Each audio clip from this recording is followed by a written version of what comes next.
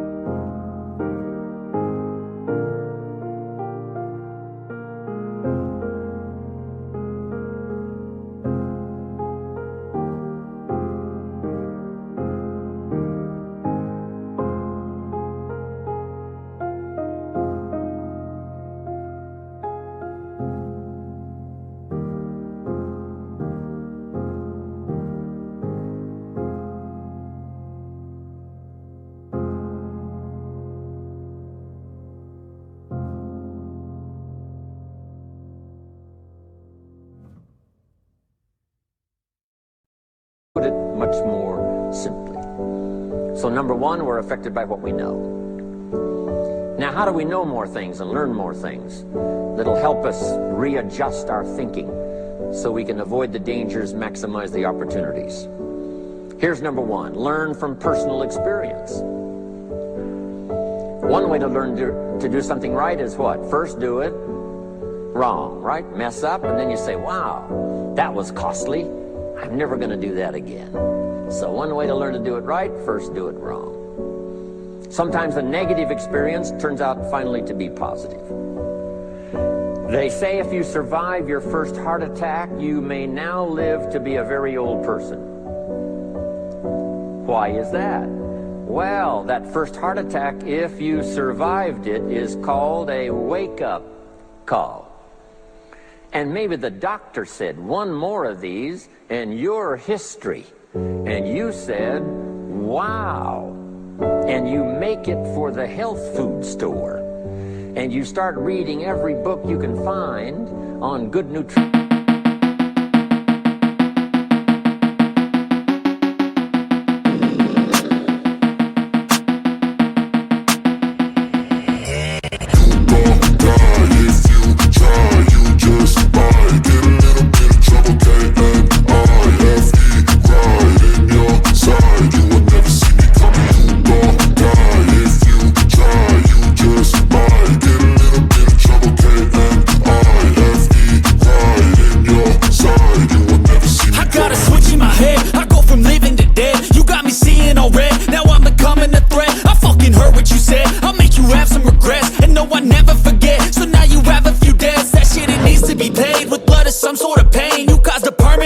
Which has determined your fate. I've never seen so clear. I feel the end and it's near. The day of reckoning's here. The sound of deafening fear. You gon' die if you try. You just might get a little bit of trouble. K-N-I-F-E right in your side. You will never see me coming. You gon' die if you try. You just might get a little bit of trouble. K-N-I-F-E right in your side. You will never see me. My energy is next level, so damn you better be careful. I got an angel and devil, he stands me straight in the temple. I'm ready to be a rebel, I've got a lot of potential hidden inside of this vessel. That shit is so exponential. I need a first class ticket to the top, no limit. I don't play no gimmicks, I'ma take you to the clinic. If you want a taste, come at me and you will be replaced. They won't find a trace of you anywhere or any place. You gon' die if you try. You just might get a little bit of trouble. K-N-I-F-E right in your side. You will never see me coming. You gon' die if you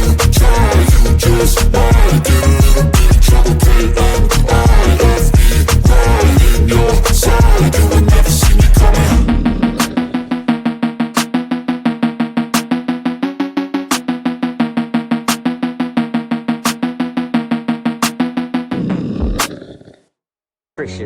How to avoid another one of these heart attacks, and you start jogging and start walking and doing all of the stuff, and this total change of lifestyle could now save your life and cause you to live to be a very old person. Here's what my mentor said, that's some of the best advice I ever got. He said, Mr. ROHN, if you will change, everything will change for you. If you'll start making personal changes, your income will change, your health will change, your future will change, everything will change, if you're willing to start making the changes. So sometimes a negative experience now causes us to really make a sudden shift in our philosophical guidance system that says, hey, I'm never going to let this happen to me again. Fantastic.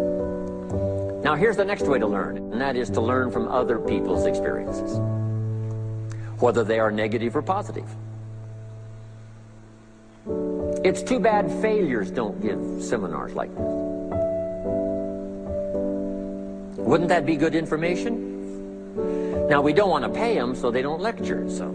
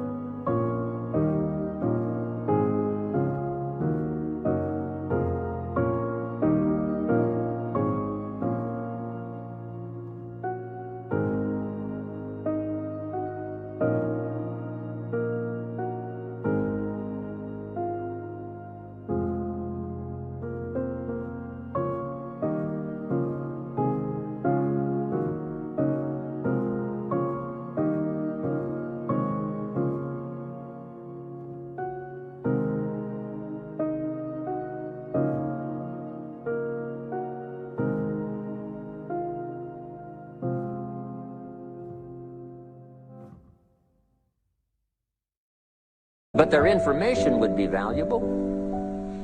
If you know a guy that's messed up his life for 40 years, you have to say, John, would you spend a day with me? And I will bring my notebook and take good notes. A good-looking guy like you, beautiful family, every reason to do well, threw it all away. Teach me how for the last 40 years you messed it all up.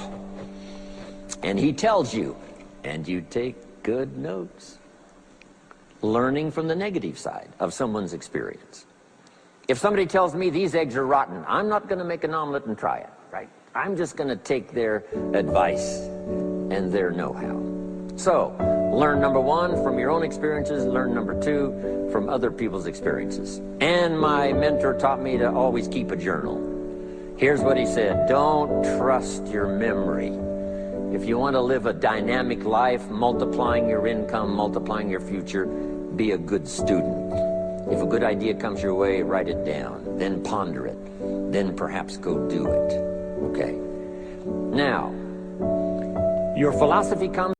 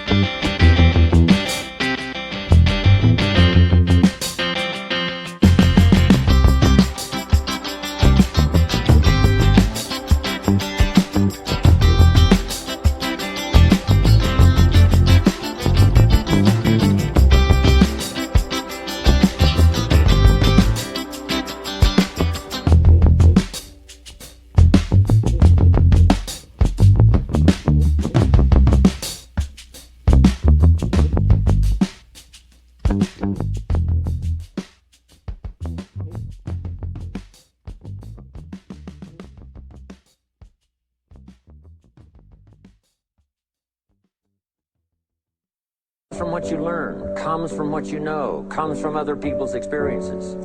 3 ways now to learn from other people. Here's number 1, learn from what you see. One of the great watchwords of these early years of the 21st century, pay attention. If you just watch, you can pick up clues. Success leaves clues. And if you'll be a better observer of the winners and the losers, those that are doing well and those that are falling behind, and just take mental notes and good notes and say, I'm going to adjust what I'm doing based on what I see. Here's number 2. We learn so much from other people based on what we hear. Here's good advice on that. Be a selective listener. Listen to voices of value that have experience, ideas, reputation, something valuable to share. Now here's number 3. Read all the books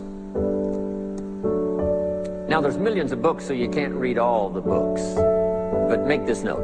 Read all the books you need to read to make you as wealthy as you want to be, as healthy as you want to be, as prosperous, as productive.